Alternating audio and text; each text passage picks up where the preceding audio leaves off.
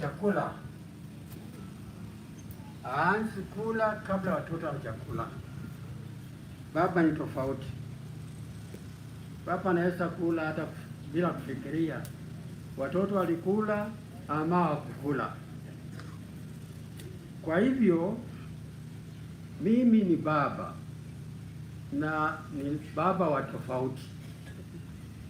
Ningependa mtoto wangu Kenneth Olembo awe wa kwanza kuzungumza, na nina sababu. Huyu mtoto na dada zake wamefanya kazi sana kwa mama yao. Kwa hivyo Kenneth, please come. I don't know if there's a microphone down there at the movement. Nana anaweza peleka hii chini.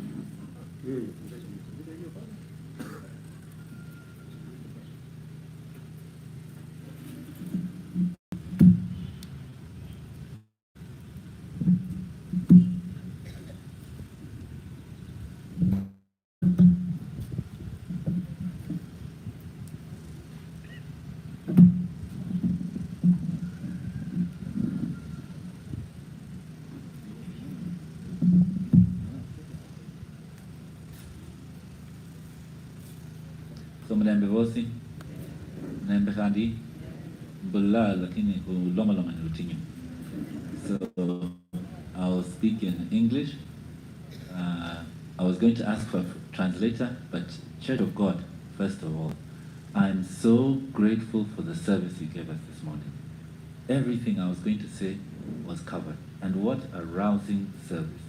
Because we're in Easter, and Mom has come with Easter, and that Easter message is not just of generosity and love and forgiveness, although we got a huge forgive everybody. It is about Jesus walking into that grave and telling us we live afterwards, and what are we going to do. So thank you for the administration, the Serikali who's allowed this to happen for us here. Yesterday we went to Church of God, a small one there, and I was so touched. They gave everything, a small church, the flowers they just picked.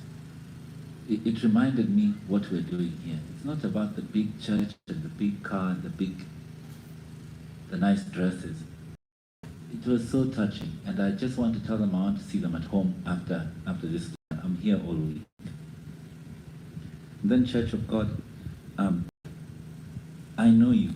You might not know me, but I've known you from when I was young. There's some faces that I still recognize. Many of them have changed, but the church is still the same. And the church was right inside our lives for everything. Never mind just weddings and funerals, a new pair of slippers inside. Everything, you understand? And so I saw the older ones walk and talk about how building the church, how it should be. And things have changed. So I have a small story. I was flying to Kitale, and there was a little old lady on the plane with us. And the plane landed, and now we're off, you know? So she came down, she was all by herself. So you have to understand, one step, all like that. There were about 50 steps down the plane, so I must help her.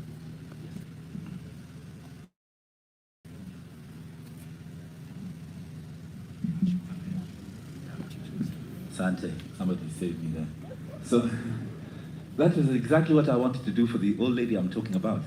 And there was some way she was being where I could not, my feeling was, no, she's here by herself, let her, but it took us forever to get outside. Finally outside, I said, no, here I'm going to have the driver come pick me up and put her in my car and we can go where we're going. But she took out her phone and she Ubered. So those of you who know Uber, she called her own taxi. Hello, yes, hey, huh. So she knew what she was doing. The point of that little story is just to tell the church that the times are changing. So weddings are no longer the same. Funerals are a bit different. But you only have one funeral in your life. And this is Mom's funeral. And I can see All the masks are on. COVID is here with us. And what I saw the church do was this. We have to understand that COVID and what we do about COVID is helping everybody else. It's not just from ourselves. And it's not a directive that's come from the government, you must do this. No, we're the ones who put them there, and they're just giving us some recommendations. And what I've seen the church do here is stand in front and say, yes, that's all good, but those recommendations must come in love. They must start with love. Fear will not work. They must start in love and serve the community and see what has been produced. So thank you so much. Just give us the patience to celebrate Mum. So much has been said. So for me, it's just to introduce you. I want to show you who Mum was as she left us. I'll leave it to my uncles and aunties to say the thank yous and to tell her who she was as a sister, but I just want to tell you, how was she at home? And I'll ask my sister just to come and say something.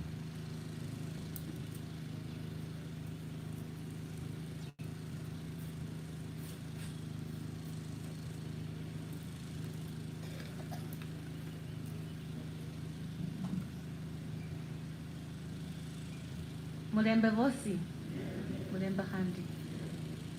I greet you in the name of our Lord Jesus Christ, and I won't say many words. All of you knew my mom, the late Professor Norah Olembo. She was many things to many people: a teacher, a leader, an academic, a community organizer, a trailblazer.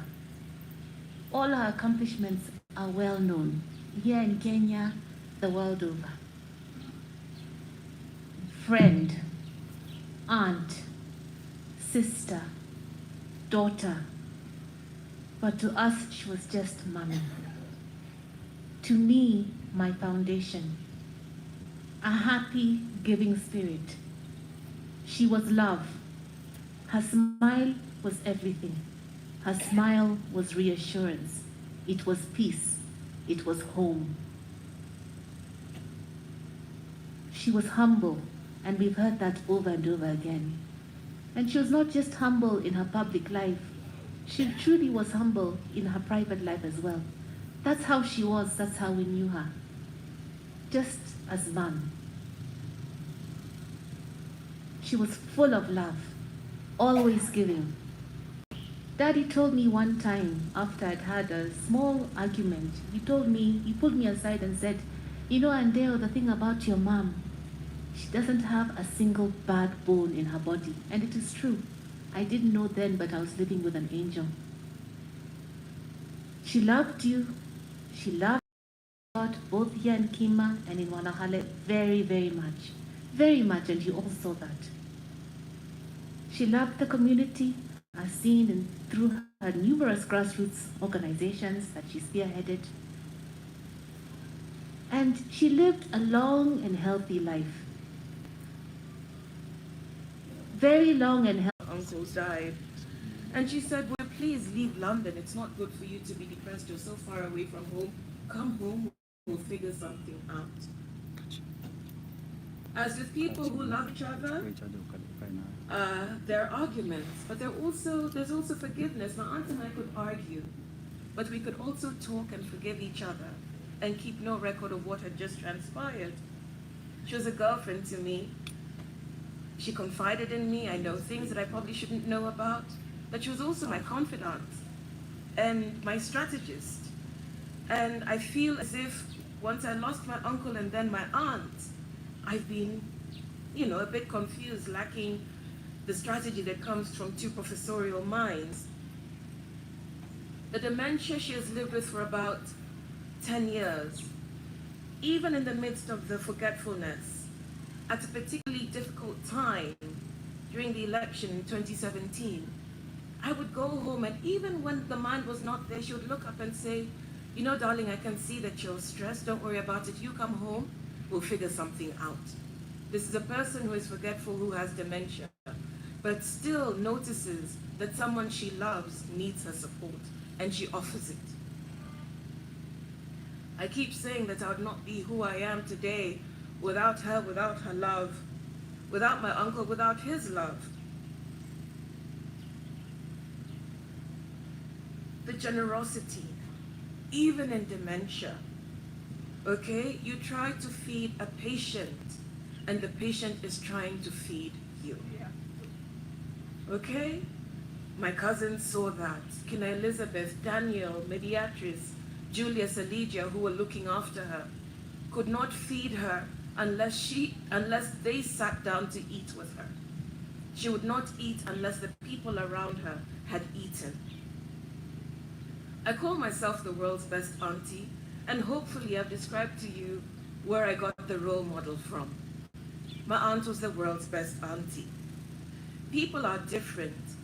They're like the flowers she grew. Some of them grow in any condition. Throw them in a toilet, they grow. Throw them here, they grow. Throw them in the desert, they grow.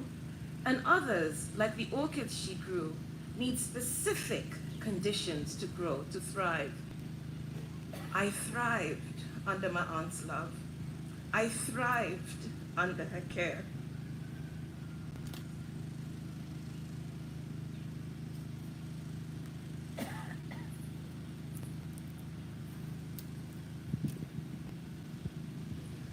So I know that where my aunt is, she knows that she's loved. I know that where my aunt is, she knows that everybody who has come here loves her. I know that where my aunt is, she is in love because she was loved. And so my prayer is that her soul rests in peace, that the love she gave, the legacy of her life, her love, her accomplishments continues to live through all of us. Thank you.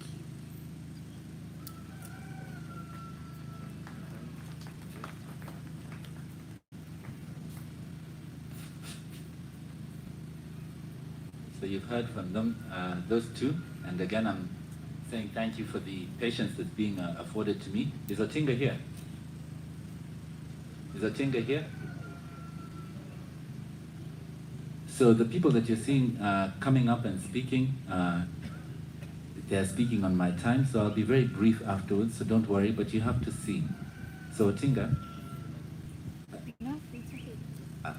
I felt I couldn't, you all know who you are, Patrick, Jerry, Otinga, there are some who are not Isabel's brother, who are no longer here with us, Winthrop, and there's no way I can leave here without Otinga just speaking to us. You can even speak in Luya if you want. Just a few words and address us.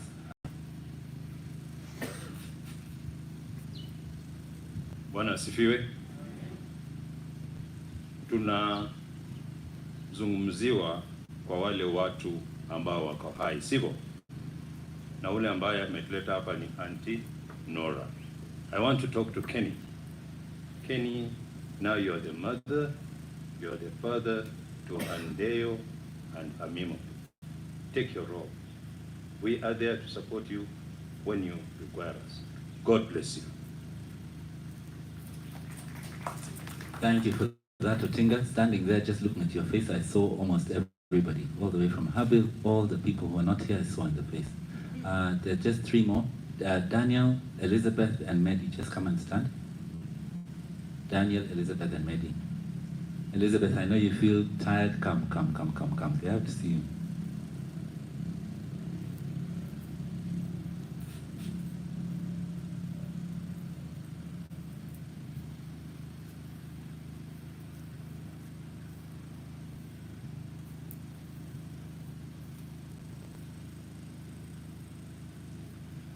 So who you're looking at here are the people who helped us look after Mom all the way to the end, all the way.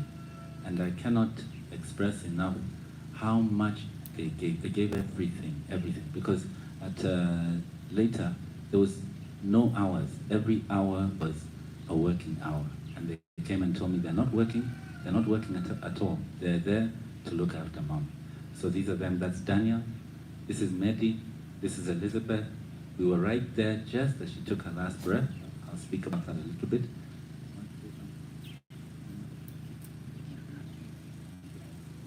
And Elizabeth wants to say something. We never hear from them. Bwana asifiwe. Asifiwe tena. Mimi nasema ni asante kwa wale mmewacha kazi zenu mmekuja Nora tumekaa na yeye sana na tulikuwa tunapendana. Nora ameenda akisema tu asante. Nora alifika siku ya Monday akaniambia, alikuwa amefunga kuongea na akaniambia nimechoka. Nikamuuliza unachoka kwa njia gani? Akaniambia naenda nyumbani. Nikamwambia nyumbani Bunyore ama, na nilijua tu anasema nini na lakini nilikuwa namuongelesha tu. Nikamuuliza unaenda nyumbani wapi? Akasema mimi naenda nyumbani. Nikakaa hiyo Monday, Tuesday. Nikaambia Medi, Nora si wetu. Ninaona Nora ameandaa safari ya kuenda. Tukafika Alhamisi, nikakuta watoto wa Nora wamekaa na Nora juu. Mimi nikaenda huko polepole, nikaangalia Nora, nikarudi chini, nikaambia Medi, hao watoto ndio wanafunga mama kuenda. Wacha wakae tu, saa ile watatoka huko, ninaona mama atafunga safari aende. Sasa wakatoka juu, tukaenda na Medi. Bila tulifika tu hapo, Nora nataka kwenda. Nikamwambia Nora, tuko wawili, ngojea dada yako mmoja aingie hapa ndio utoke kama yeye yako. Akaniambia yes. Bila Dineti aliingia tu hivi, yeye hakujua ni nini inaendelea. Dineti alishika tu Nora hapa nyuma na Nora akaenda. Mimi nikaimba tu kimoyo moyo, mtengeneza uzo. Huyu alijua saa ile ninaleta mikono hivi. Nikamuongelesha, kuwa msafi na utengeneze sura, ukae. Sisi hatuna uwezo, Mungu ndiye ako na uwezo. Na lakini Nora ameenda, Mungu amweke mahali pazuri. Ni hayo tu, mbarikiwe.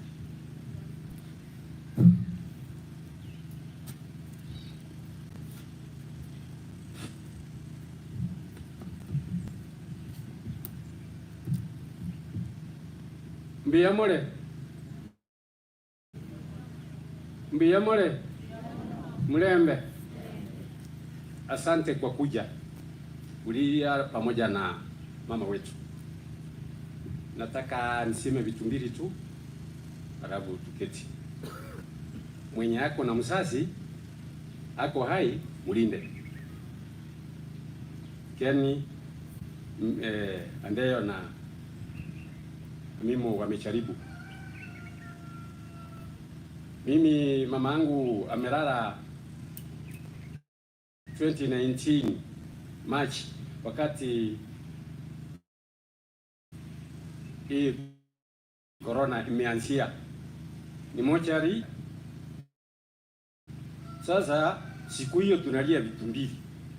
Tumesumbuliwa na mama amekufa. Nikatoka sasa nikakaa na mama Nora kama mama. Naye tumeenda miaka 14 nakaa naye. Naye ameonda nikiona. Naye kwa corona tu. Ya pili, anti wa Keni Andeyo Mimo. Sasa chukua nafasi hii hivi. Mmewahi kucha huko mkiwa wengi grupu. Sasa kucha hata moja nafasi ukipata. Sababu gani? Mtoto hata akiwa miaka 60 kwa msasi ni mtoto. Juu hiyo anataka waida kutoka kwa msasi. So msingoje kuja grupu. Kucha hata wawili, hata moja, hata grupu hiyo sawa ni sawa. Naomba tu tusaidiane katika hali hiyo. Mungu atatusaidia na tutafika. Asante sana. Asante tena, thank you for keeping it brief. I want to warn everybody that we were to operate this program within a specific time. We are being warned already when we are running out of time. So we have to be a bit brief and to the point. Thank you. You can see I'm under pressure here. Julius, can I just have you come? And Amanda? And Iminza, yes. Iminza. You won't speak, but I just, Iminza. And Sharon, actually, I saw Sharon Chakaba. Just stand here. Is Sharon Chakaba here?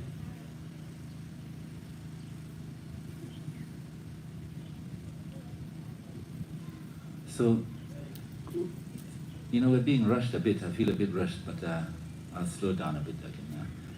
In the beginning, I said we knew the church, and I'd watch Dad walk around, and he didn't walk just with his brothers and sisters, he walked with his cousins. And so the people that you're seeing here, as we move on, I just want you to know these are the people that have been holding me up. All of you have, but these are my brothers and sisters, the way you see them here. So just take a good look. And thank you. I just want to thank the choir and let them know that I want to see them at the house, at least the person who's been conducting them, before I leave.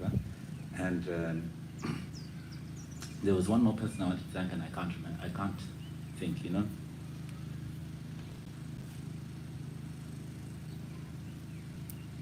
Come. And Ben.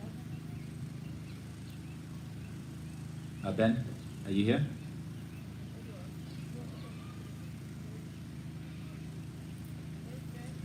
So, Gloria, the reason I'm asking her to come up here, Gloria, oh, no, I can't touch it. Gloria is our child, is everybody's child.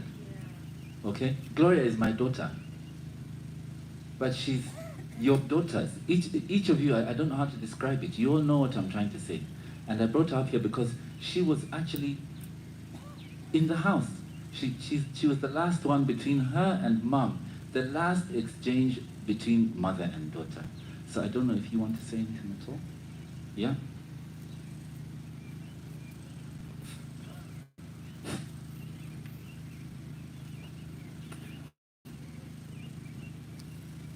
For me, I don't know where to begin, to be honest, because there's so much that someone feels inside that words really can't express. And for me, Auntie was a second mother to me. She's the one who built my character from I think I was a very small, meek girl. I never really liked to talk, so I was always hidden at the corner somewhere. But as you can remember, it was always a handbag. She took me everywhere she went. She gave me motherly advice. She used to braid my hair when I was small. So, this is kind of hard.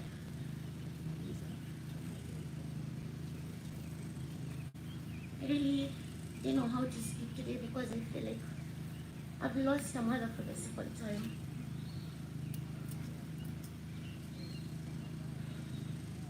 But I'm at peace because everything I wanted to tell her, I told her in person. So she knows where my heart was. She knows what she meant to me.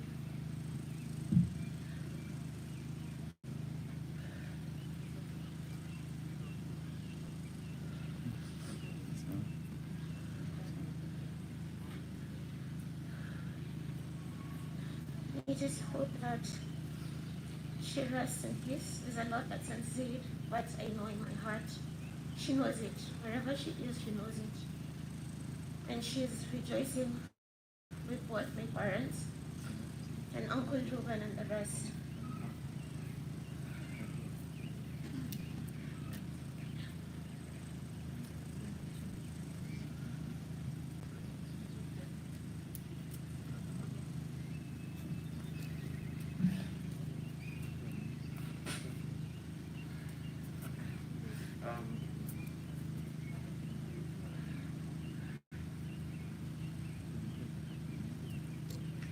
Good afternoon, everyone. My name is Benjamin Gaira.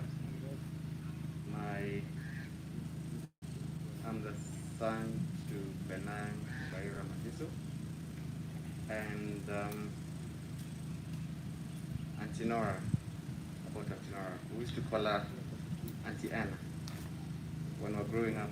Me, Jerry, our late cousin Bonnet, Jana, Angela, Ian, we used to call her Auntie Anna. And my fondest memories of hers was when she'd travel, and she'd always come back with something. She'd always come back with either chocolates or a t-shirt or just anything. She'd just bring it. And I grew up with Auntie for a couple of years. And one thing that I remember again about Auntie is just the way she gave everything that she had.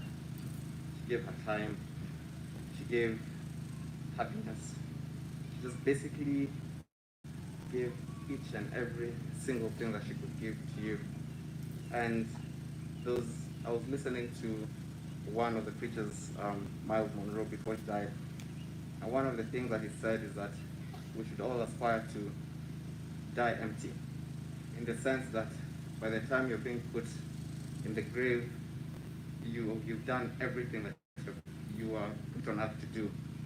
And I don't have any doubt that Auntie Anne gave everything to everyone that she interacted with.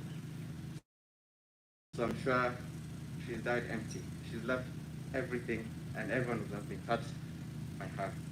It's so sad to see her go, but I'm sure she's with my dad, with our auntie, Auntie Jay, we used to call Auntie Jay, Auntie Jemima, and all the other aunties. And I'd just like to say that may she rest well.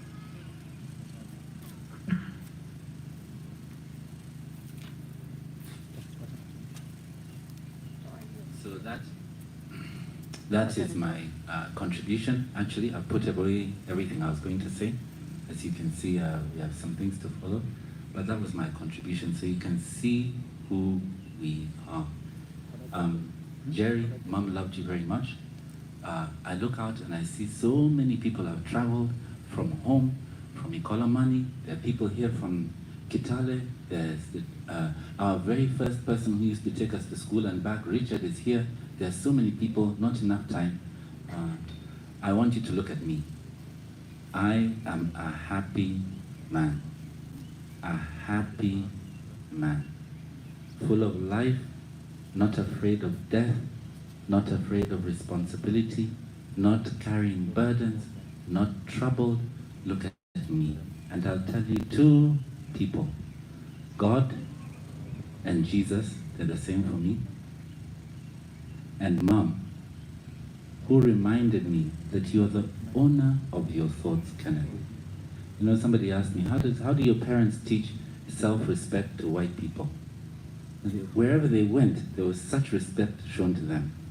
And Mom told me, no, you learn how to respect yourself. And respect, I have a bit of a problem with respect, the way we use it. Respect me, respect me, respect me. No. She respected herself deeply because she was a human being. And she's taught me to respect myself because I'm a child of God. And the more I do so, the more I find I'm able to respect, and I even want to respect more other people. I don't need people's respect, but I want to give respect. Why? Because I respect myself. I'm happy. If Mom was here, she would tell you, just choose happiness. Choose happiness. Stop with these stories, this one did this, that all happened. Choose happiness. And the way you do that is, as the pastor told us at the end of today's sermon, forgive. Forgive yourselves, forgive each other. Just forgive and be happy. So thank you for coming. I'll give up the microphone.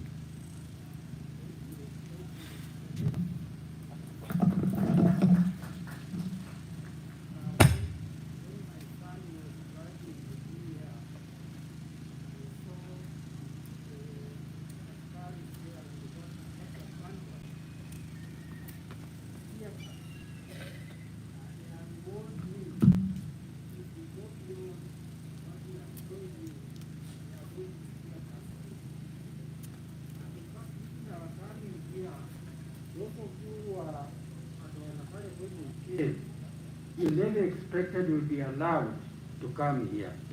So let's respect that those other speakers who are coming. Definitely, they are going to steer gas us.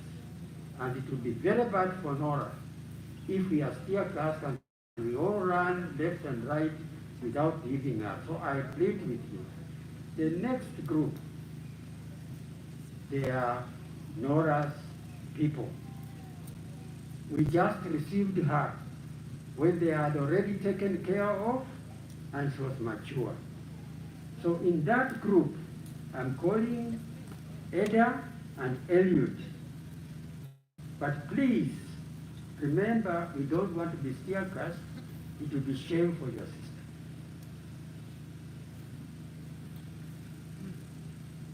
Ada and Elliot.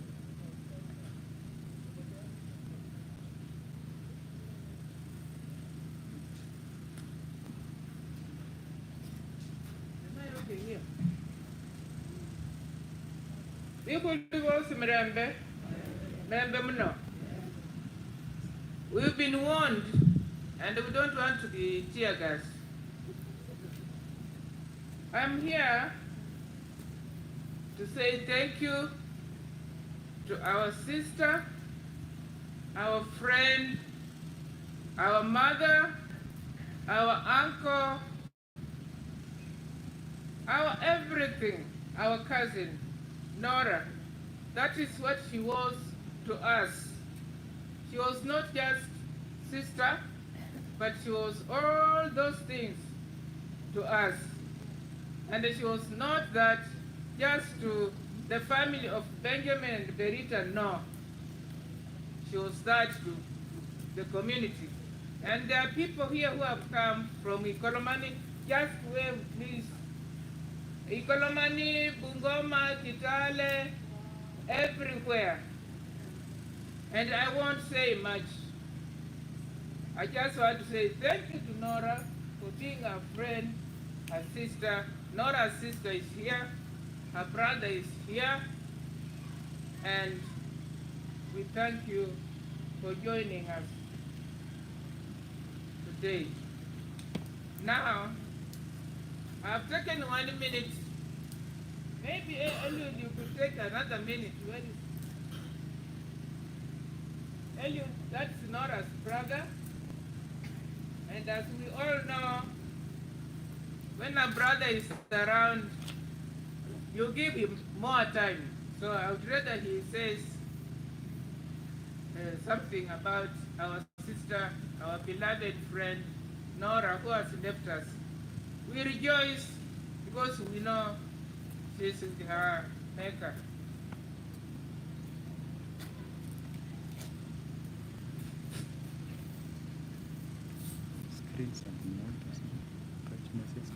Fellow mourners, good afternoon. Eda,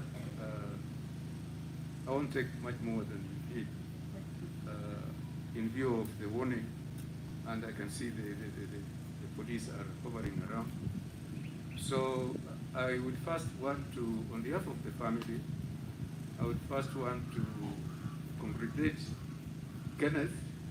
He has, I met him at the airport, Kisumu airport, yesterday, when I coincidentally was coming to pick Nora's body.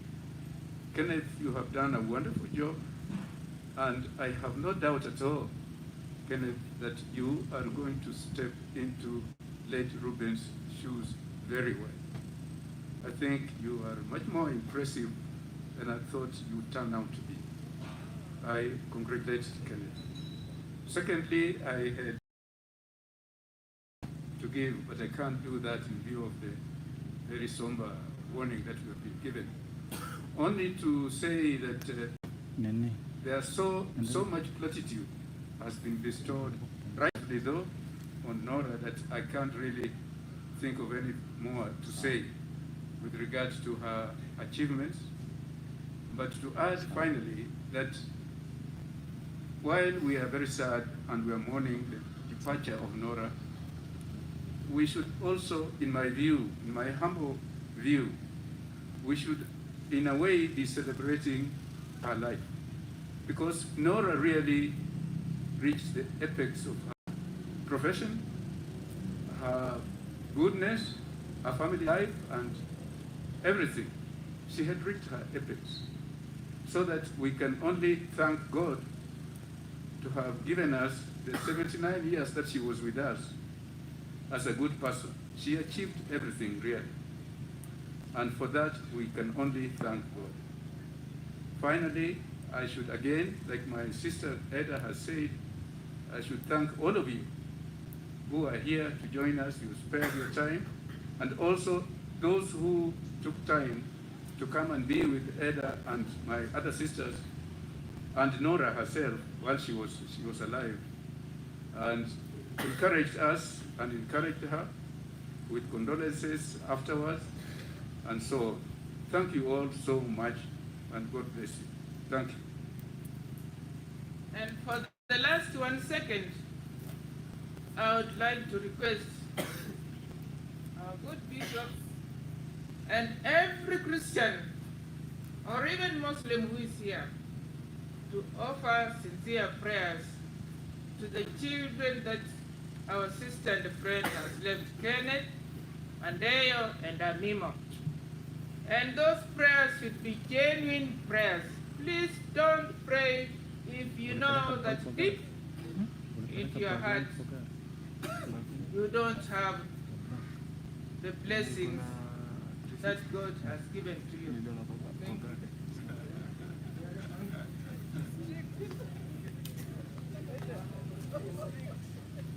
My sister, Christine Wahu,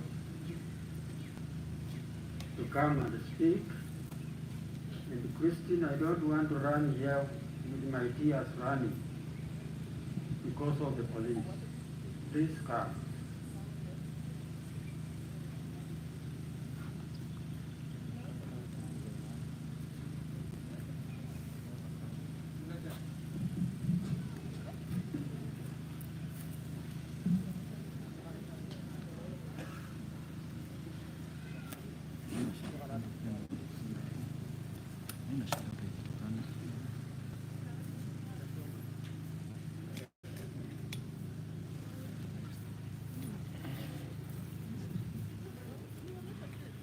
Nawasalimia nyote kwa jina la Yesu. Hamjambo?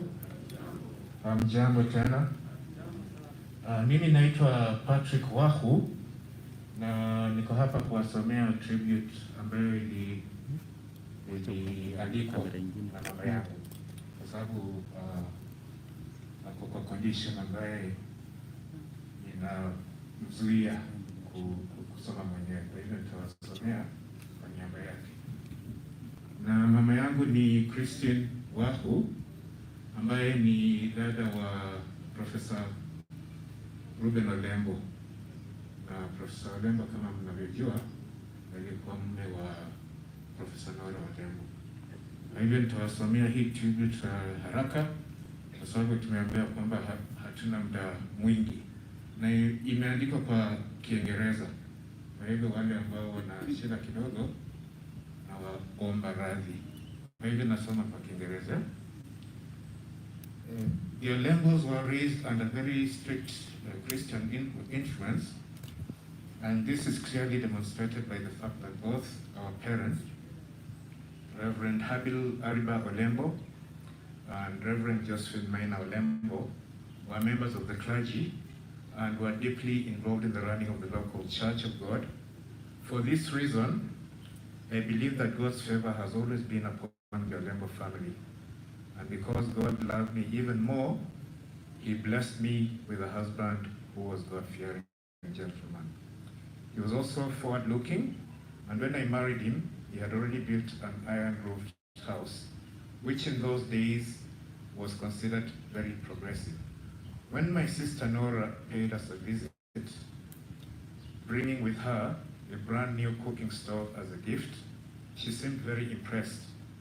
She took me aside and whispered to me, "Your husband is very reasonable. We shall help you to tap rainwater from the roof." Nora and my brother, Ruben, were very eager to encourage this progressive spirit, and so they offered to support the installation of the water tank for harvesting and storing rainwater.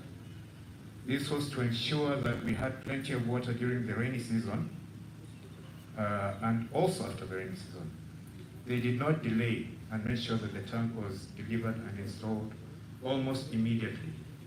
Since we had more water than we needed, the tank soon began to function as a water well, serving not only my immediate family, but also many of the neighbors who lived around us. This led me to of helping our neighbors and those around us that were less fortunate. She used to emphasize this by repeating these words: freely, freely you have received, freely, so freely bestowed upon me. I could only smile and reaffirm my mother's words, which with this thought, water freely. This rainwater harvesting project that was inspired so many years ago by my brother Ruben and his wife Professor Nora left a lasting mark on my sister Dr. Sarah, who has tried to follow in their footsteps. She too has tapped water into her compound and provides it freely, not only to her neighbors, but also to the city, and therefore we should give freely. Just a little more left. My brother Ruben and his wife Nora, the fond memories, which are countless, have remained with me throughout when I was giving birth to my children. All my maternity dresses and clothes were given to me by Nora. There was even a time when both of us were expectant at the same time, and Nora gave birth to the twins, Carol and Kenny, and they get terribly alone, and I began to miss home, the home that I had left behind. So one day, it was only my and encouraged me to go back and try to bond with my in-laws. I recall with so much gratitude, for example, Nora's committed devotion during the weddings of my girls, Cidi, Pauline, and Catherine. She almost single-handedly prepared them for their big days and ensured that they had mastered their roles to standards that can only describe as international. I will always vividly. She did indeed play a very big role and with a very sincere heart. Although I may have had my shortcomings, Nora never called. Instead, to pursue science-related careers. Despite her numerous outstanding achievements, Nora remained a very humble and down-to-earth Christian who continued to assist people of all walks of life. She actively participated in the endeavors of many organizations, ranging from the distinguished professional bodies that she served in, to the local grassroots church groups and women's chamas. Even though we now mourn the departure of Nora from our midst, in our hearts, we humbly accept God's will and release her back to Him. May she rest in peace in the Lord's arms until we meet again. You are physically weak in your last days, but died spiritually strong, that you have been united with Ruben. You will forever remain in our hearts. Thank you. Thank you very much, Christian. I can see you are a teacher emeritus, a head teacher. Asante sana. Now, sasa ni mimi ndio wa mwisho, na wakati nilikuwa nikisimama wa security, mliona mtu wa security akija, alikuja hapa amenionya. Kwa hivyo lazima tuwapatie heshima, kwa sababu hata nao wanasukumwa na wametufanyia vizuri bila wao kukubali watungekuwa hapa. Kwa hivyo hatutaki wacha na mtabu mingi. Yangu ni machache. Ya kwanza, nataka bibi yangu asimame awasalamie tu na mkono, kwa sababu bila yeye wala ambao mnajua hata singekuwa hapa nazungumza, ningekuwa nimekufa kitambo. Kwa hivyo simama, wasalamie, wakuone, usizungumze, ikuwevu tu. Wewe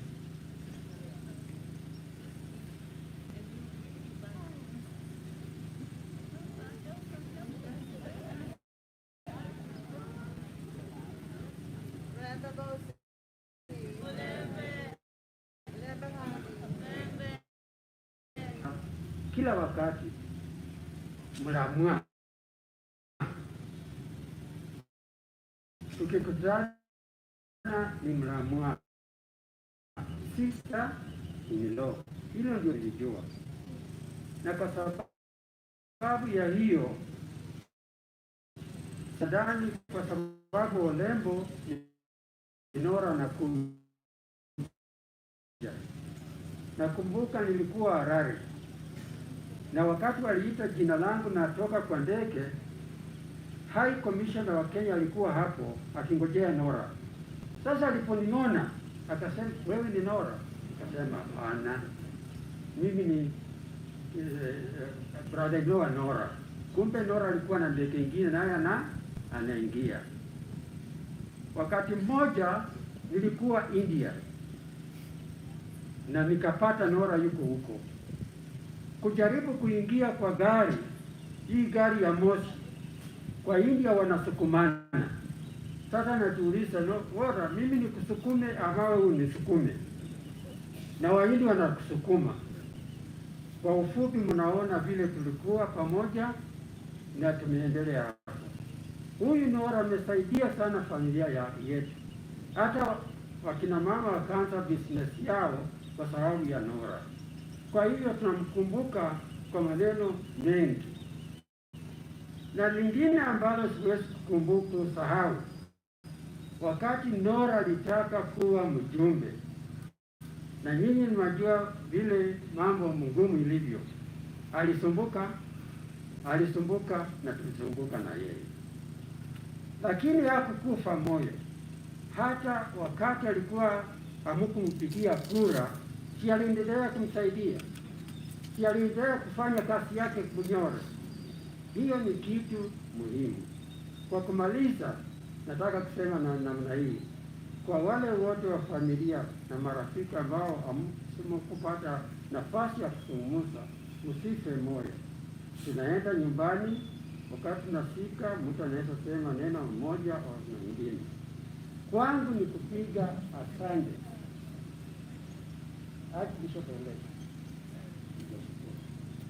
Nimeshukuru kwa heshima ambayo mmetupatia kwa hii Nora. Watu wa security, ingawa mlikuwa wakali, hata wao ambao walikuwa hapo hamkufikiria takuja hapa. Tunamshukuru serikali yetu, tumewashukuru, na above all we thank the Almighty God who has been with the Olembos through and through. We were at Wanakhale. Our place is just here, Mumbi. But we were there to form a community of believers. None of you may not know. We went to Wanakhale. Wanakhale, there was no other place but the Weselis, the Mukunes, and the rest. We went there as a community of believers. So there's no doubt we are following the footsteps. Asanteni sana.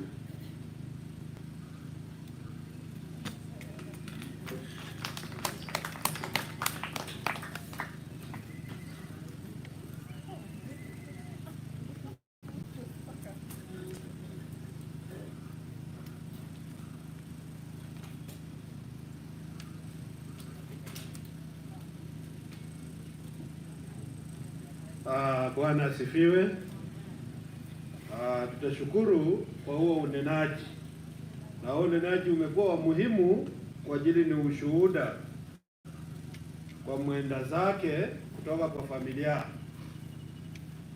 na una umuhimu wake katika kipindi kama hiki, ngawaje wale ambao wako in charge kwa ajili ya mambo ya magonjwa, they are on our neck.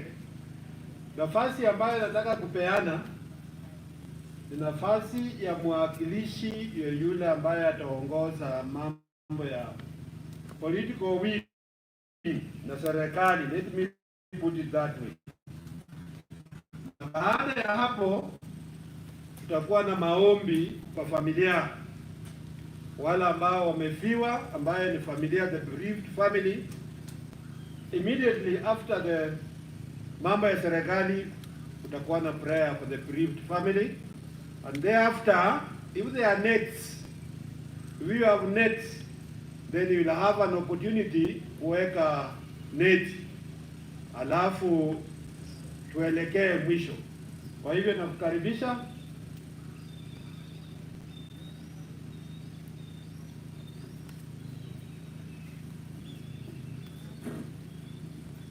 The clergy, headed by our able bishop, the bereaved family, all our visitors, the political wing, people from different caliber, I greet you. Good afternoon. Good afternoon again. On my side, I can say our late Professor Mama was our mama of one way round and of different sections in our lives. As the administration, she has worked tirelessly with us. That's why we look the way we are. Glory to God. God has taken his soul. But I know where she's going to rest. Let her rest in peace. Thank you for the family, for the cooperation you've given us. Although we were somehow rushed or harsh, but we were after COVID rules and regulations. And thank you for the humble time you've given us. The church, thank you. You've done well. You have observed rules and regulations of the COVID. COVID is real. COVID doesn't know anybody. So, thank you for those ones who have masks. Thank you for those ones who always obey the government rules. Anywhere you go, may God protect and add you abundantly. May God bless you all. I take this opportunity to welcome my fellow chiefs and assistant chief. Where you are, just well. Thank you. That is the assistant chief for Ebusundi sublocation. We have Mobita, he's around. We have Ebuali, she's also around. Now, no funeral is current to rest. So, I take this opportunity to welcome. I'm starting with the... Itazingatia hayo maelezo vile assistant chief amesema. Nichukue nafasi hii kusema mulembe. Bwana Yesu asifiwe. Langu tu ni kusema poleni kwa familia mama mwenda zake, mama ambaye tulikuwa tunapenda. Free Osoti ambaye ni nominated member of assembly. Wala ambao mnajua Osoti mnamjua vizuri. Pia kimujali au mumfikirie pia na yeye wakati hiyo ikifika anasimama kiti cha Senate katika Vihiga County, na amenipea ujumbe wake hapa, ingawaje sadaka ilikuwa imepeanwa. Amenipea ujumbe wake hapa wa shilingi 5,000 wa kusema poleni sana kwa familia. Mwambie asante. Mkhalakhala mwenye alifanya na mama kazi, karibu tena, karibu. Just 1 minute. Not even minute, second.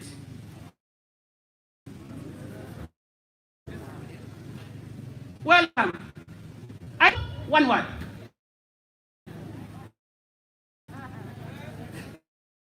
Noah, presence, and before you come, I have Chapa Ilale.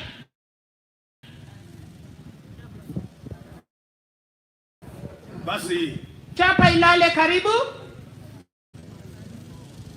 Basi familia ambayo imepata kupoteza mama, mkuu wa kanisa na the entire clergy abeko na habari na mlembe mwezi mlembe hani, mimi nasimama hapa kuleta risala rambi zangu na familia yangu kwa jamaa na marafiki ya Profesa Norah Olembo.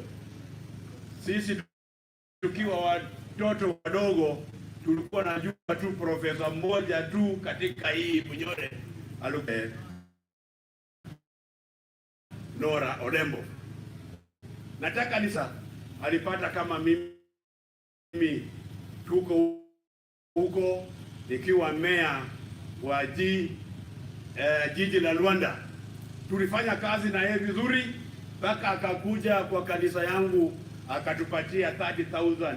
Thank you. Ya kujenga kanisa.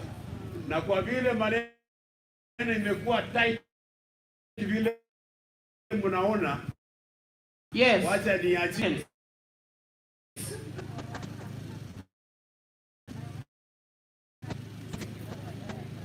Nasema asalamu alaikum. Mimi nimekuja hapa kama Chapa Ilale, lakini nawakilisha mbunge wa Mheshimiwa Mboko Milemba. Amenituma kwa familia niambie the Olembos poleni sana, na mnaweza shangaa Nora anatoka Luanda. Kwa nini Mheshimiwa Mboko who has brought us fame, respect in Bunyore? Yes. Kenneth, naomba tafadhali, na mimi napeana hiyo 10,000 na nimesindikiza na 1,000. Hii imetoka kwa Mheshimiwa Mboko Milemba, amesema pole. Asante sana. Umwambie asante. Nitamwambia. Kwaya ya Kima, wandu banji, mkubwa wenyu akuje tafadhali, niko na bahasha yenyu hapa, mkubwa wenyu. Kimbia mbio, kuna corona. Na kwaya huyu atuwapatie story, iko bahasha hapa ya kila mtu, sawa sawa? Pigia makofi. Haya, nikimaliza, kwa sababu naona chief wangu anafanya kazi yake. And chief, lazima nikushukuru. Thank you. Kwa sababu matanga saizi na hii corona, watu wanaambiwa na sheria wazike by saa 3 asubuhi. Kenneth, people are burying by 9. Ya mwisho, abandu banje kururea Rwanda. Mwamanya isembi mujobless corner. Si mwamanya mbo. Tumekuja kumboleza mama Profesa, na ni mama tulifanya naye kazi wakati alikuwa kwa siasa. Alifanya kazi na mama yangu Luciana Okaya.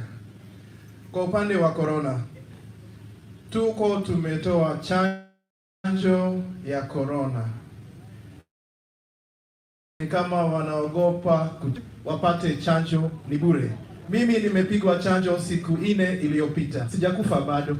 Sasa usiogope chanjo, na waomba kwa bidii mwende mpate nini? Chanjo. Nimekuja hapa kwa niaba yangu pia kama Noah. Nimesikia ndugu Chapa Ilale akisema 2022 ina nafasi yake. Abandia abahuru kama tuha menji indebe ino mwenye kamugena ena Nende msikuri. Next ya Profesa. Asante sana. Mwenyezi Mungu azidi kuwabariki. Asante sana. Asante sana.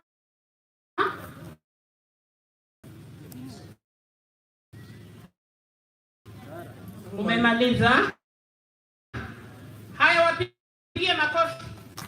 They have obeyed the rules.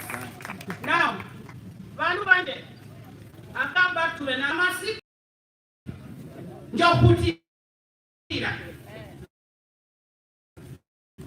abachita compound na wafuiriwa. Haya, nikimalizia namalizia kusema ya kwamba nimepewa dakika 5 kutoka hapa mpaka kwa compound. Chief, may God bless you. Tuna kila sababu kwa kazi nzuri ambayo amefanya na pia kutumpa mwelekeo kwa ajili ya yale ambayo amenena na yale ambayo tunatakiwa tufanye.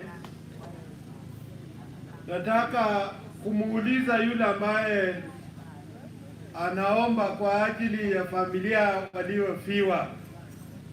Familia, tusimame zote na familia mpaki kama mmeketi ili muombewe. Baada ya kuombewa, kama kuna kwa wale ambao wana ambayo inafuata ya kuzika ambayo wanaongozwa na Reverend John Mtere. Kwa hivyo tusimame zote na yule ambaye anaomba kwa ajili ya familia mketi na sisi tusimame. Reverend Fanis Otanga.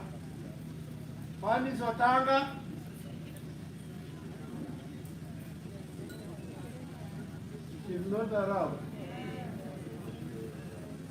Wazia wakima tuombe pamoja.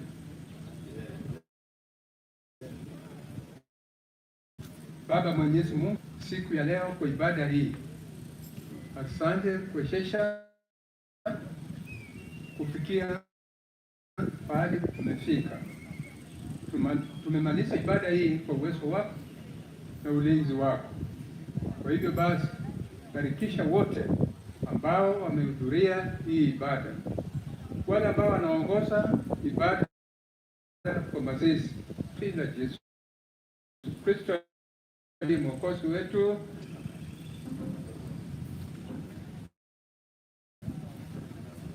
Asante. Wale ambao ni wa net kama mnazo,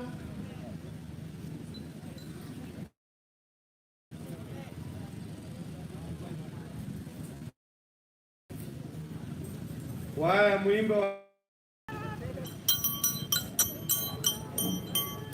wengine tuketi. Hatujamaliza ibada, wengine tuketi.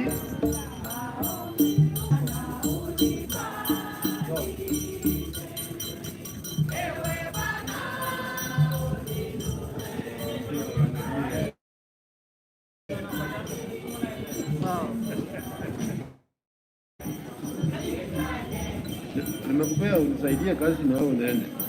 Wale wa net tafadhali fanya haraka.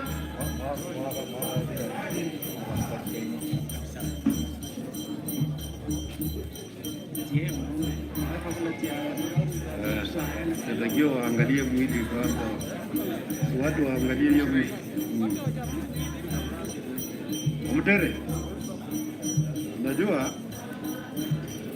umewasimu kwamba watu wanajua, hawajui. Nawaambia waangalie mwili.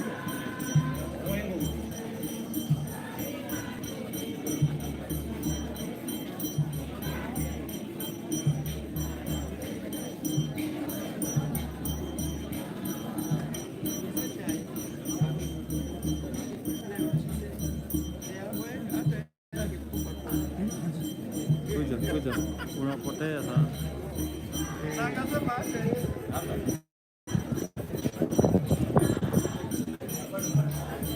Shutia hapo. Elekeza watu wa next move. Manesi, mnaweka mwili, mnaendelea. Naona yule ambaye na maiki ingine leta mbili.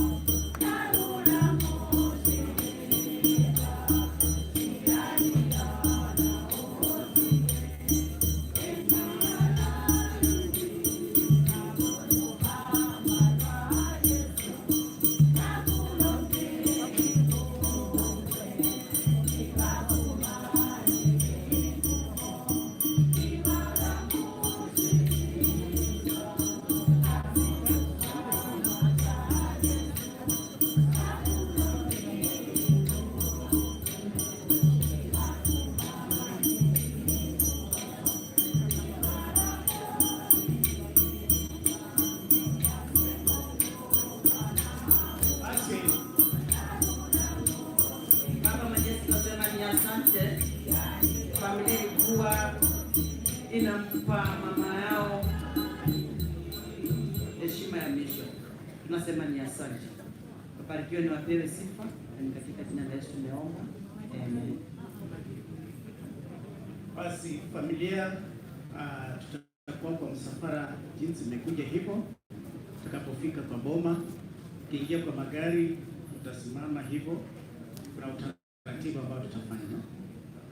Muwe tu hivyo. Basi tutasoma na tuombe. Yesu akamwambia, mimi ndimi huo ufufuo na uzima, ye aniaminie mimi ajapokufa atakufa anaishi, naye kila aishie na kuniamini hata kufa hata milele. Baba, ni asante kwa siku ya leo. Tunataka kuanza msafara wa mama, safari ya mwisho. Tunaikabidhi mikononi mwako watoto wote ambao Mungu ni wa mama, relatives wote na waweka mikononi mwako Baba. Safari na wewe, na hata usaidie watoto vijana ambao watabeba mwili mikononi mwako na kila kitu, kwa jina la Yesu Kristo nimeomba na kuamini. Amen. Kwaya wakati wanapoweka mwili wa gari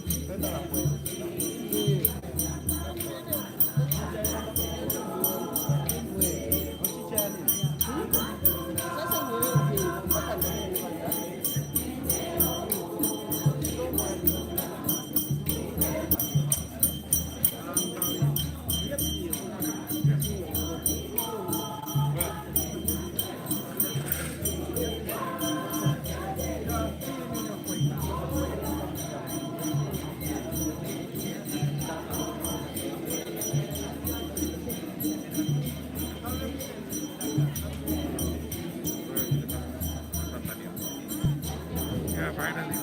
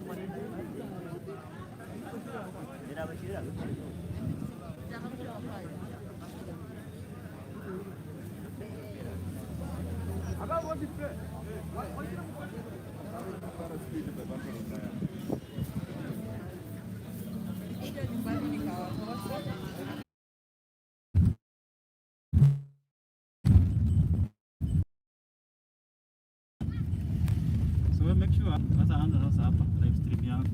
Hiyo live stream ndio watu wanaona. Watu wengine endeleeni kazi yenu.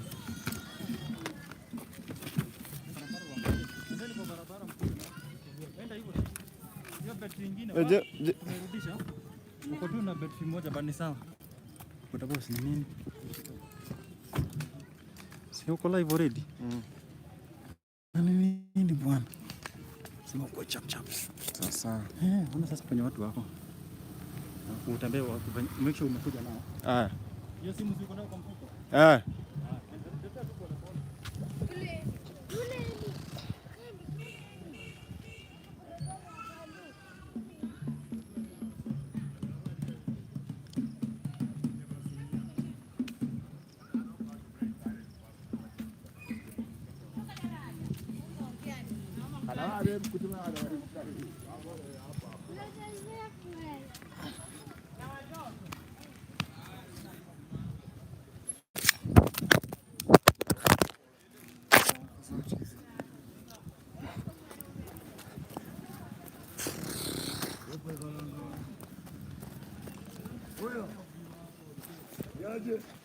Upige picha.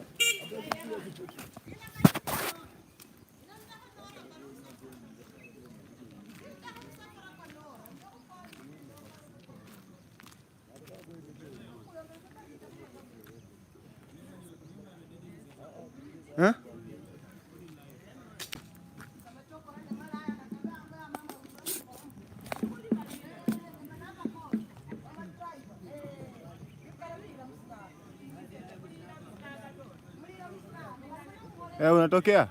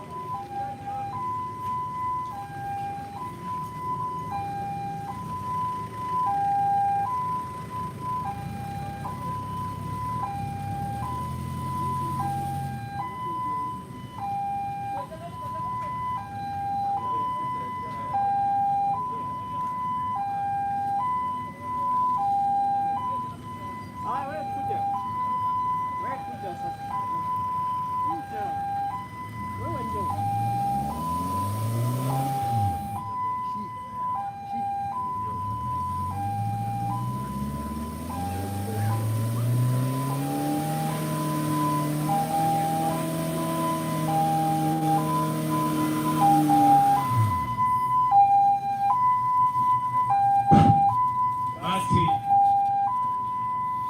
tunataka kuanza ibada ya mama, na lile gari limesimama hapo lingetoka, sababu msafara wa mama unapitia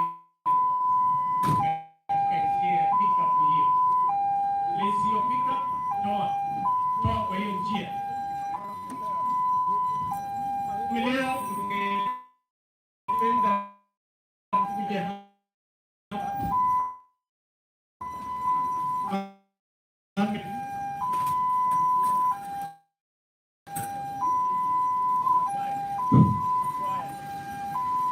familia na kwaya.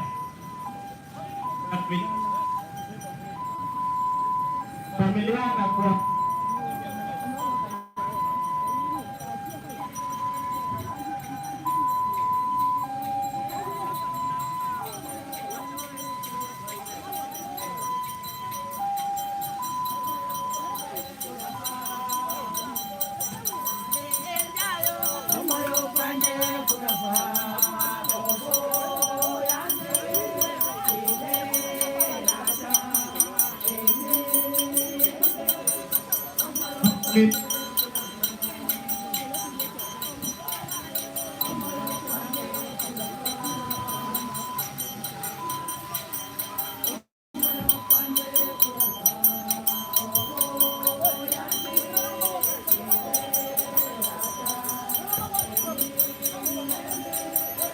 Haya, vijana pembeni.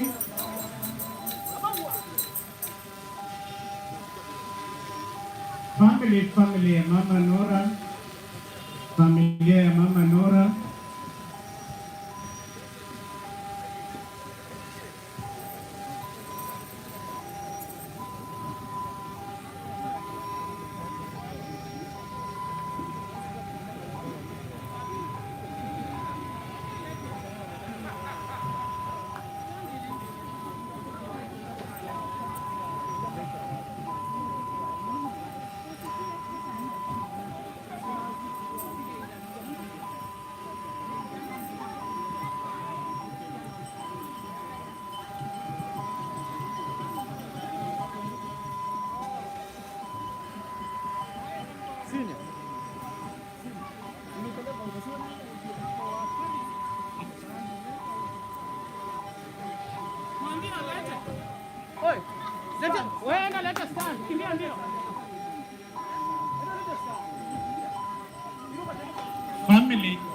Family mkuje karibu. Ange familia, tafadhali msonge karibu.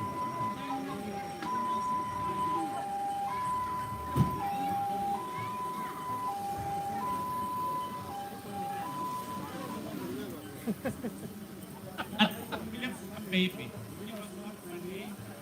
mami, family. The family of Mama here.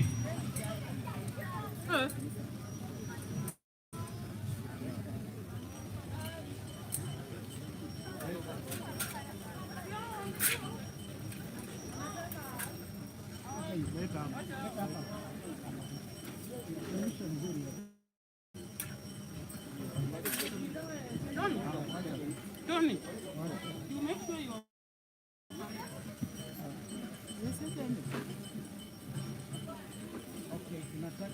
lia mwili kama chochote.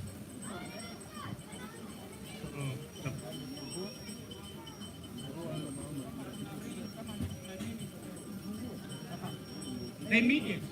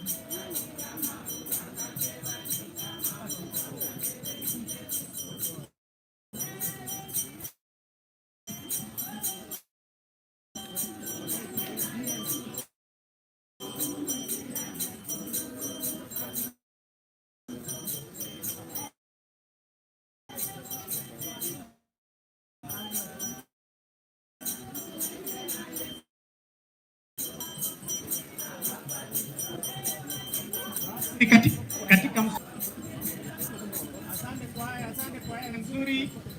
Basi katika msafara huu tunaelekea mpaka kule chini. Tungependa familia na wanaobeba mwili peke yao, watu wengine na kwa watu wengine mkae mahali mlipo kwa sababu ya COVID. Kwa hivyo tunataka kuanza safari na ibada ya mama.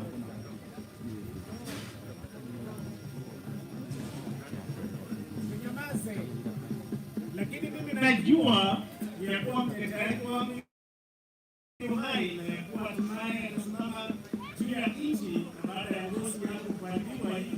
Pasipokuwa na wangu nitamuona Mungu. Maana duniani na tena hatuwezi kutoka na kitu. Baba, katika jina la Yesu Kristo, naanza msafara huu utembee nasi pamoja na safari ya mama kwenda mbinguni ikamilike kwa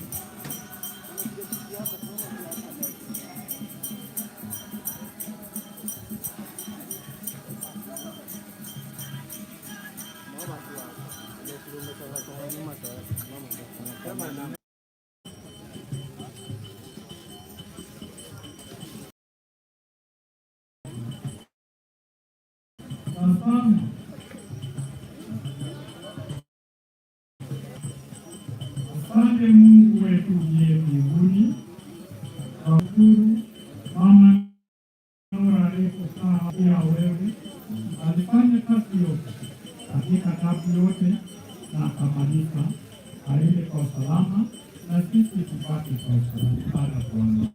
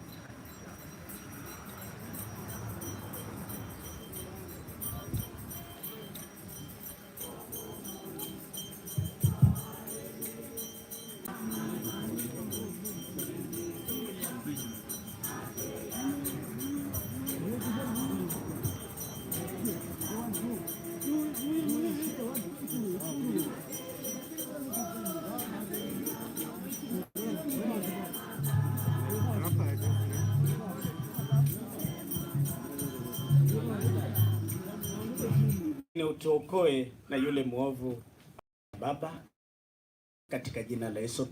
Tunatoa shukrani mama aliyoifanya maisha yake katika sehemu ya Mutete. Baba, ulimbariki ukamuinua, amewacha watoto wake, amewacha jamii nzima, amewacha Mungu mambo mengi ambayo aliyoyafanya. Na sisi tunapoweka mwili wake mahala hapa, tunajua siku ya mwisho Bwana roho yake itainuka na itakutana na Yesu Kristo. Asante Bwana Mungu, turehemu. Ninapoombea jamii hii, ukasimame katika kona ine, uwe Mungu wao, na Baba hata wapunguse machozi ambayo Bwana inatiririka wakati huu. Lakini wasilie kana kwamba hawajui mahali mama ameenda. Wao ni Wakristo na wanajua mahali roho ya mama imeenda, imepokelewa na Yesu Kristo. Basi usimame nao kwa kila jambo katika jina la Yesu Kristo nimeomba na kuamini. Kwaya, na sasa mtoe hii machine.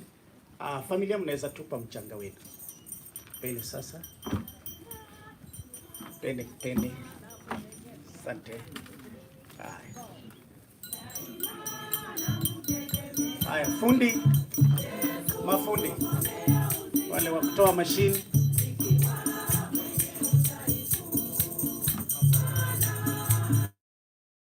Asante.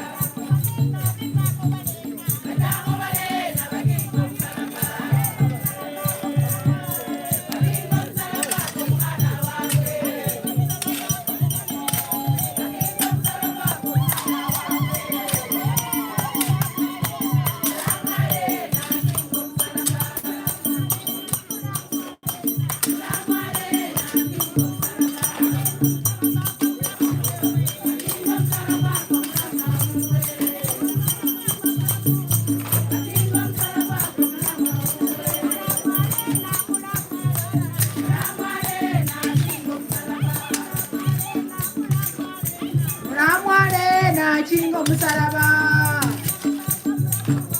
Machingo Musaraba, Komrama Uwe.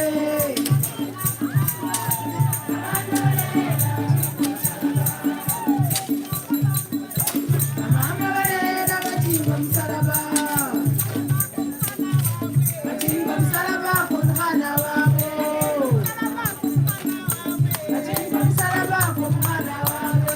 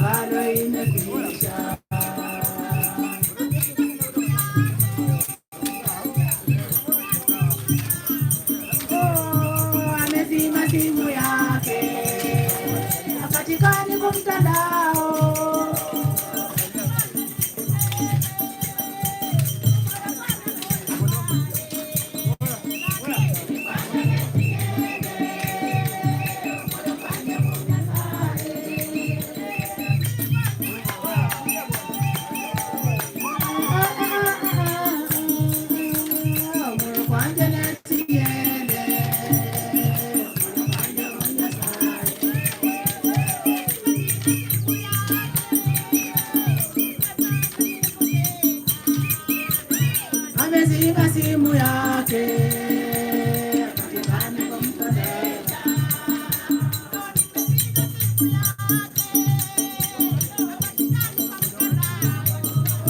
Nora amezima simu yake. Hapatikani kwa mtandao.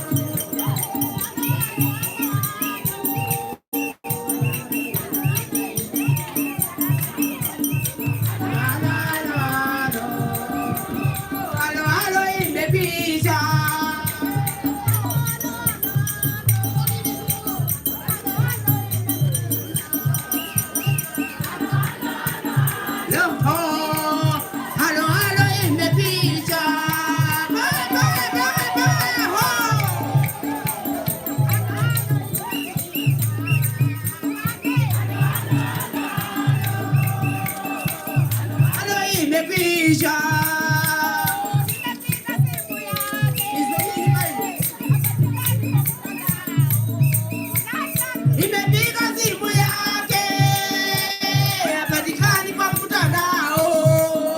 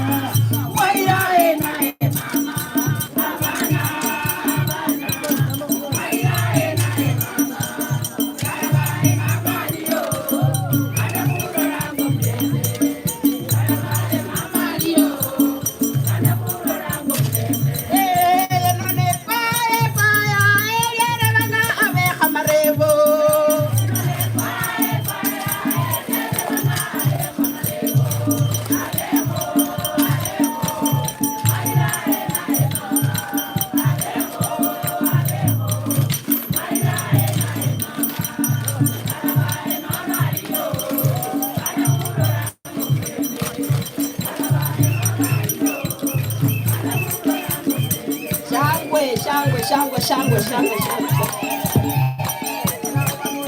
Manganga. Manganga.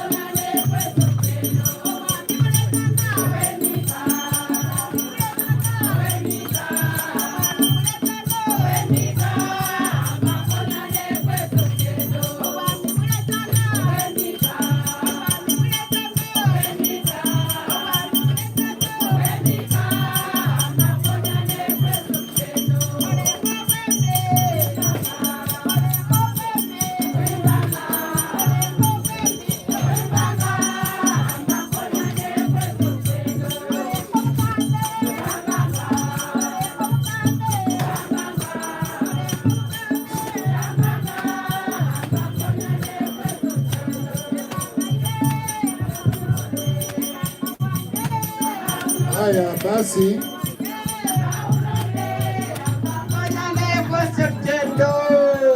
naomba kwaya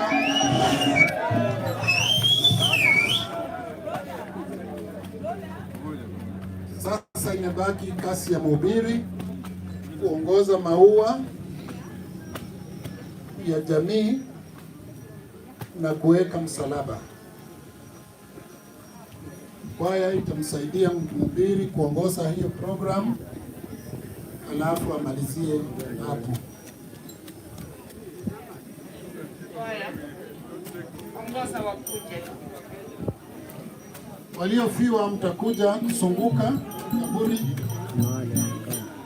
kiongozwa na vile mhubiri atasema, na wa msalaba tena na kupanda msalaba huo.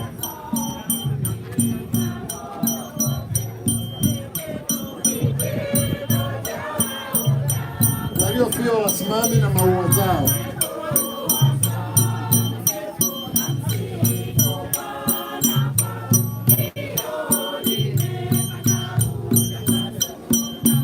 Kama umebeba ua yoyote, utembee polepole kuzunguka.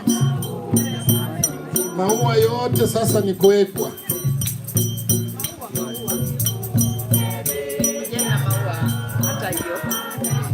Msalaba yote inaweza kuwekwa.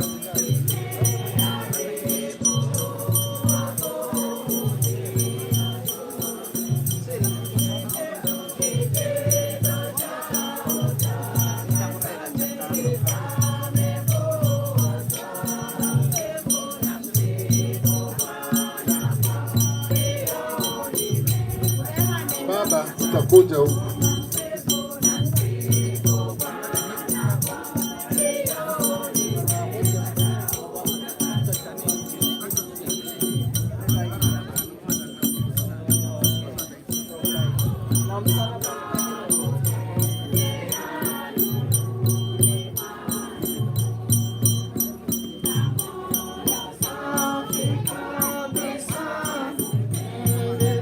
Kama una maua usunguke kaburi, mzee utasimama hapa, na yule mwenye ako na msalaba tena akuje kusimama hapa.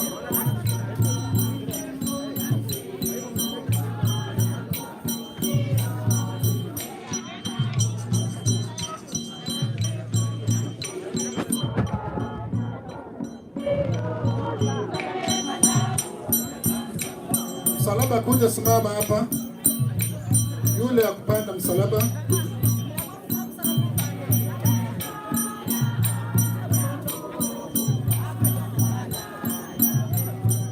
Sumbukeni mpaka huku kama una maua.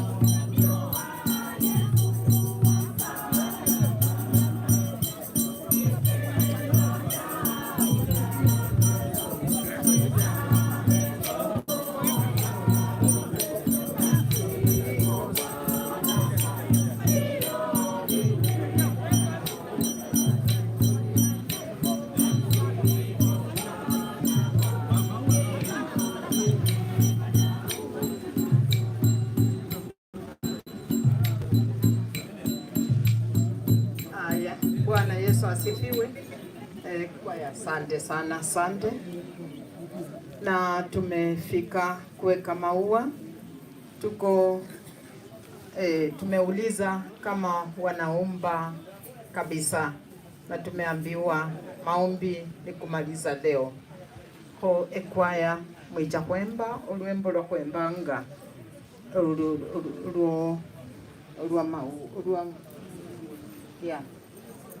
Lupsai. Maadafu tutasoma neno na mnaimba na wanaweka maua. Asante.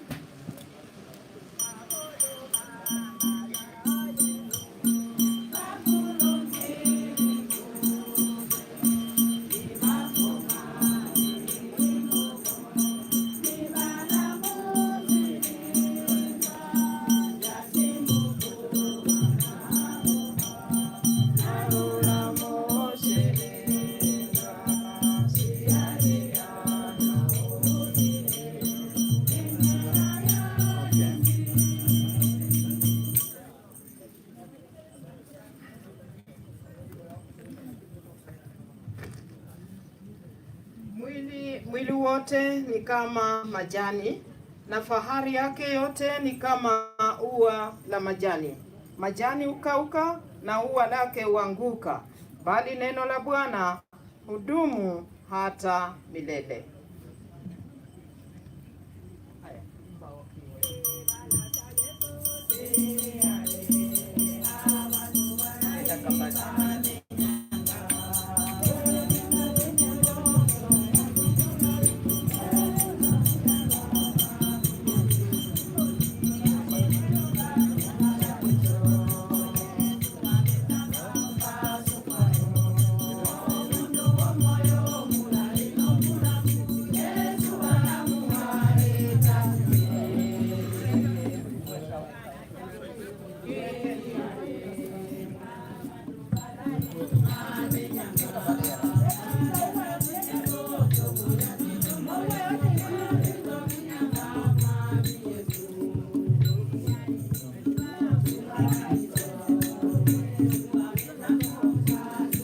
Maua yote, kama una maua tembee polepole kuja kuweka.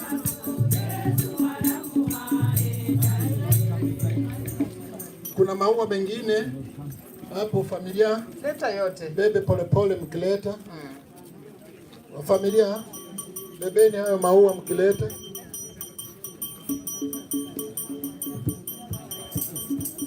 Hiyo yote kuja kumweke. Okay.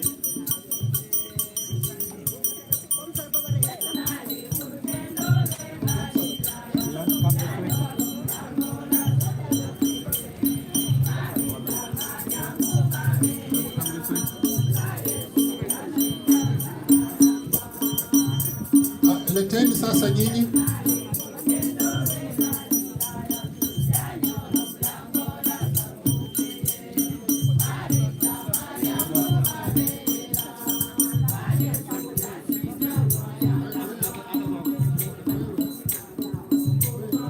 Kuja weka.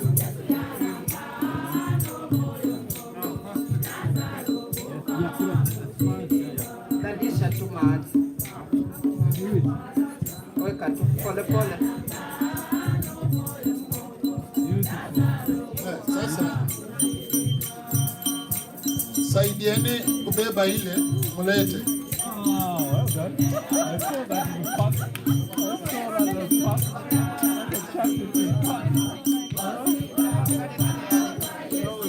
Kijeni mchukue hii ingine.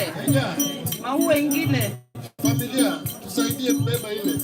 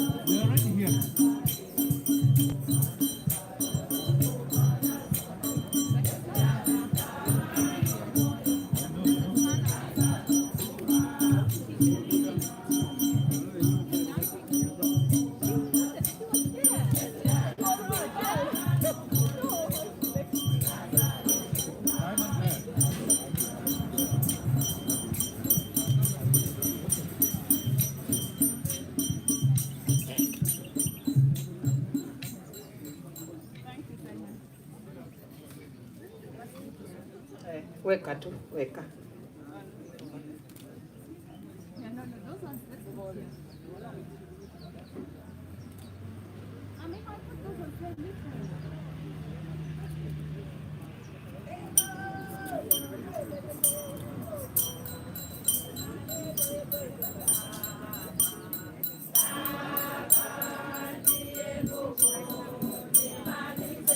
Basi, mmemaliza.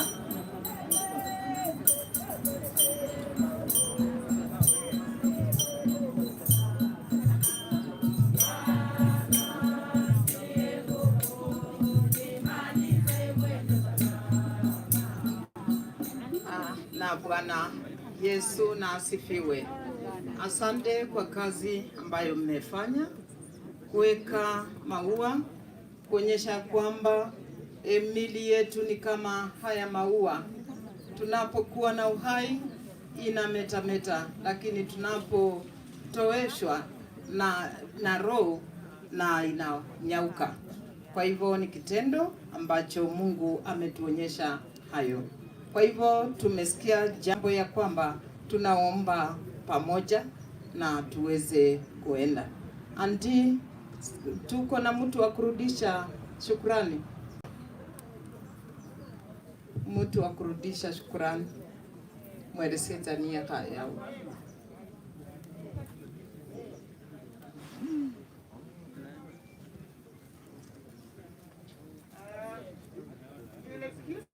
I really can't stand for long. And so I'll read the appreciation. It's nicely written one, a bit long, but I'll try to make it brief. But it doesn't mean that if you don't hear your name, then you have not been appreciated. But first of all, I want just to say thank you so much to our God, our Creator, our Maker, the origin and finisher of our faith. And we are very grateful that our dear sister-in-law has finished in faith. First of all, on my own, I can say that God brought a lamp to the Olembo family. And this lamp has shone brightly everywhere. As he tells us in our Hallelujah song, that when we have been given a light, we should make that those who see our light, because the scripture says a lamp that is lit and placed on a hill, it puts its light to everywhere, wherever it shines. And so my Mlamua's life has shone everywhere where she has been. She has been a tire.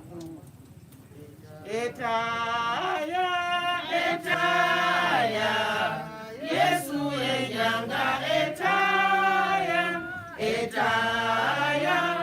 etaya ndiva etaye. Thank you for that. So to say goodbye to a loved one is never easy.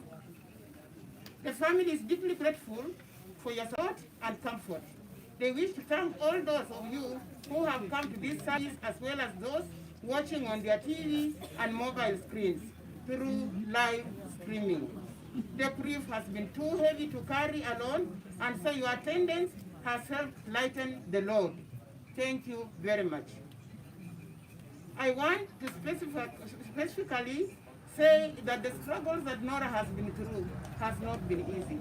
And as you heard during the service, the family is very, very grateful to the immediate family, the children, and those caregivers that have been with Nora throughout her sickness to this day. And as you heard, she died with them all around her bed, which is glory and favor from God.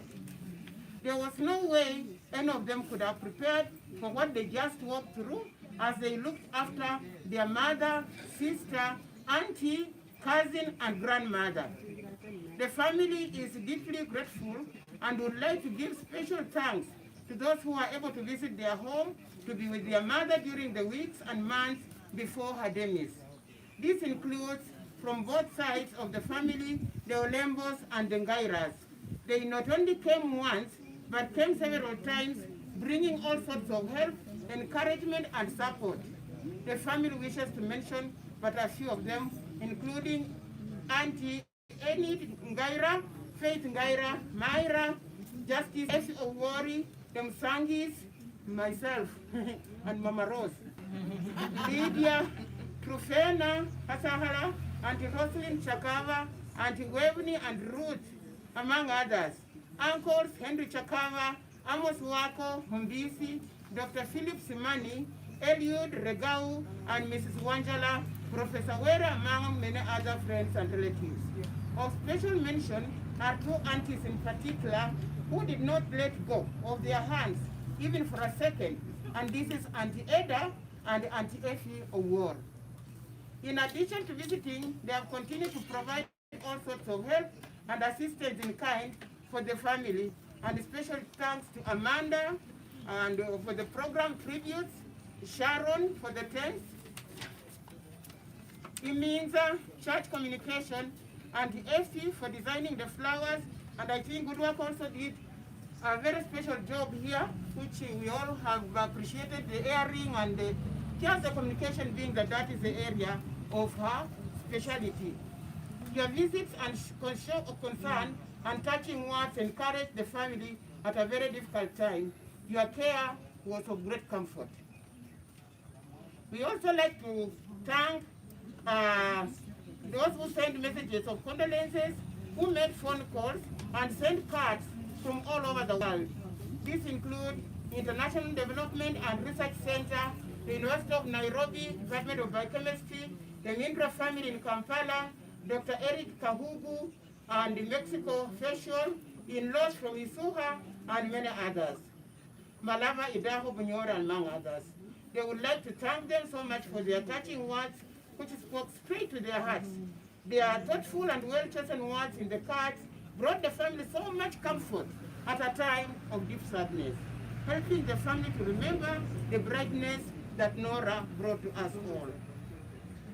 The past few days have been very bad, and your condolences have meant much more to know the love that you have for the family. The family know they have your support, solidarity, and someone to always turn to. We would like to thank those who gave floral tributes. And in this regard, I want to highlight Elizabeth Springman. This girl, I don't know what to say. She has carried us all. As we are here, Elizabeth Springman, wherever you are, if you are watching this, we want to say a very, very special thanks to you. Because I know you would have been here by all efforts. You would have been here. We have been successful because of the way you have carried all of us and lifted our shoulders high. You've made our sister-in-law, your auntie, proud, and we just want to thank you and the rest of the Mpune family.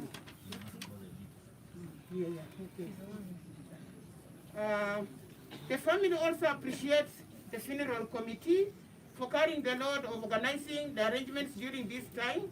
Among them, Claire Majisu, Udwa Kamimo, David Muchilwa, Amanda Majisu, Himinzam, Ronald Olembo, Jerry Olembo, Orlando Olembo, Benny, Simon, Patricia Wabu, Habil and Lynette Olembo, Amimo Olembo, Agur Mudinho, and Frank Songa, and many others. Thank you for dedicating your time to us this week. You lightened the load and gave the family the priceless gift of your time so they could focus on what needed to be done. You did such a crucial job, and you probably have not been thanked enough, and it is comforting for the family to know that you have taken care of everything. To all of you, the family is deeply indebted. The family also wishes to give gratitude to the various churches. As you have heard, Nora was a beam of light in even our local church here, Wanakhale, and everywhere she went, she reflected that her light. The churches that have participated during the memorial service, including the Baptist Church, for availing the church to us when we were in Nairobi, we want to appreciate them. We want to thank the Church of God. Of course, in Nairobi, they were present during the final farewell from Nairobi. Now here you have seen what the East African, the Church of God in East Africa has been able to do. And so we just thank you all, and even those that have attended here and given us this very final rites. We are also very grateful. I said I won't go too far. I'm normally very mouthy, but in addition, the family would like to thank Lavington United Church.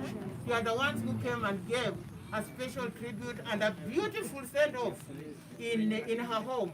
We had a lovely service, and I can never forget what the pastor said, that much as we have done, Sinderange Sinduta, Subira Musarapa, Esiao Nyombikweko, Begwe Esirendasio, Diomu Yokusira, Nora Siadamafwa, Esichili, Emilimo, Tiakola, Namakono, Katao, Kunyahana, Noguro, Nyamasika, Sikamboni, Jatawe, Orari, Omwene, Wadiwani, Pitanga, Retimoni, Dimwasia, Dijole, Mikuluyo, Olora, Esinasio, Olwanda,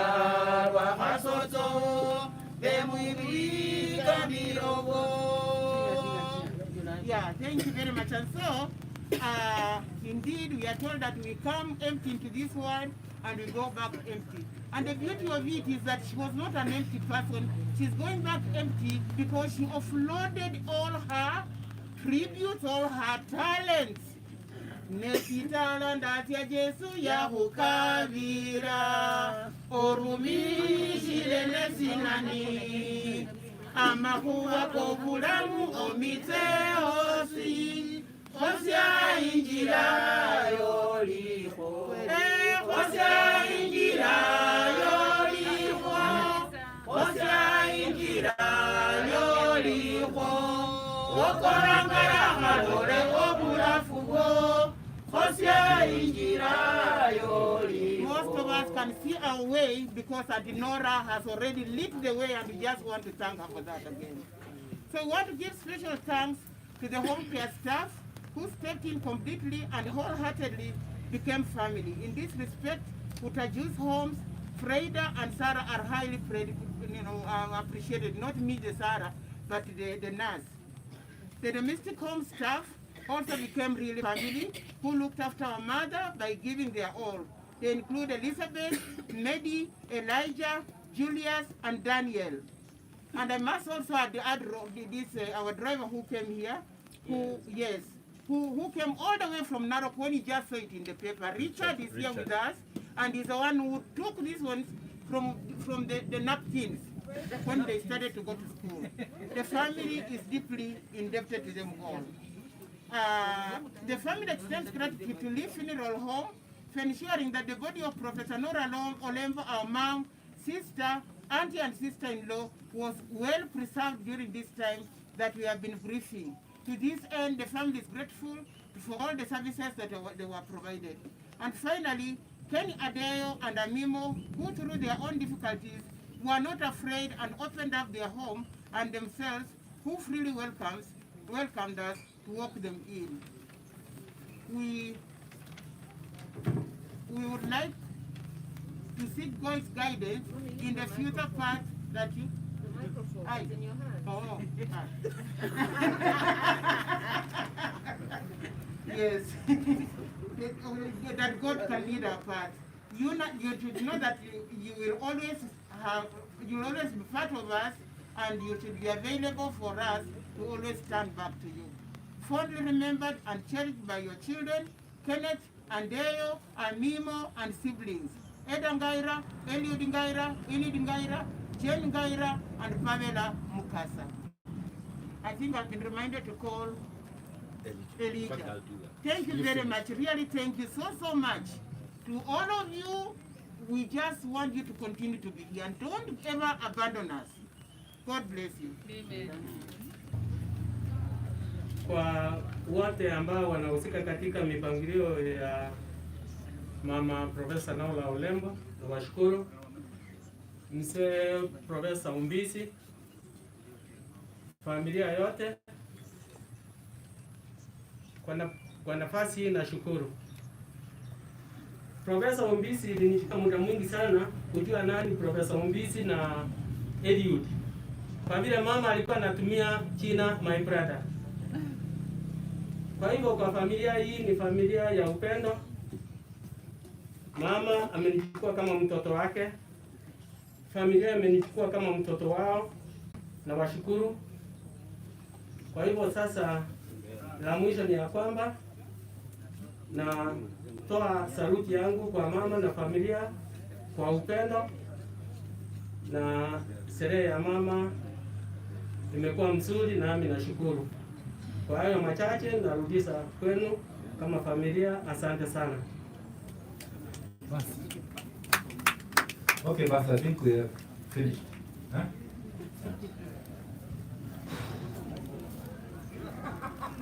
Kwa hivyo, asante for that session that has passed. Kwa hivyo, wacha tuombe pamoja, na tumeambiwa ya kwamba mutakuja kanisani kesho. Kwa hivyo karibuni, tutamngoja na tutaimba chorus ambayo tutasimama wote na tuombe na muongozwe kufika kwa nyumba ya Mama Nora. Kwa hivyo tusimame. When we all get to heaven, what a day of rejoicing that will be. When we all see Jesus, we will sing and shout the victory. Tuamini na tuombe. Baba, katika jina la Yesu Kristo, tunakutukuza na limiti jina lako kwa wakati huu na dakika hii, tukisema ni asanti Baba kwa wema wako na fadhili zako. Maana tulipoanza ibada ya Mama Profesa Nora, Baba, tuliuliza ya kwamba uweze kuongoza kupitia Roho yako Mtakatifu. Hakika ibada imekamilika Baba, tunasema asanti. Baba, acha sifa na utukufu zikurudie, maana wewe ni Mungu wetu, unayetujali. Baba, tazama wapendwa wamewachwa, ndio hawa wanaelekezwa kwa nyumba, na Baba nazidi kuwaweka mikononi mwako. Shetani anayekuja tena kuwaletea kumbukumbu mbaya, wafikirie mambo ya mama na mama amemaliza yake, tunakemea kazi ya shetani zikapate kushindwa, mawazo ya shetani ipate kushindwa. Weka wimbo mpya ndani ya mioyo yao, wacha wakaimbe tenzi za rohoni, wacha wakutukuze, maana wewe ni Ebeneza.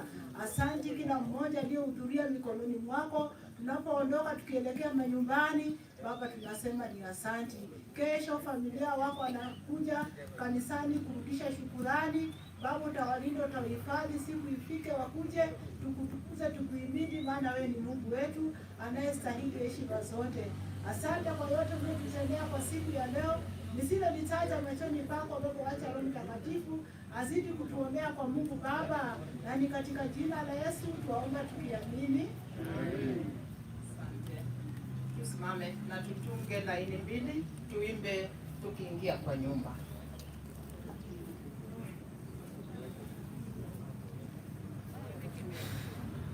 Mbele endelea, ninazidi kutembea, maombi yasikie, Bwana unipandishe, Bwana uninue, kwa imani nisimame, nipande milima yote, Bwana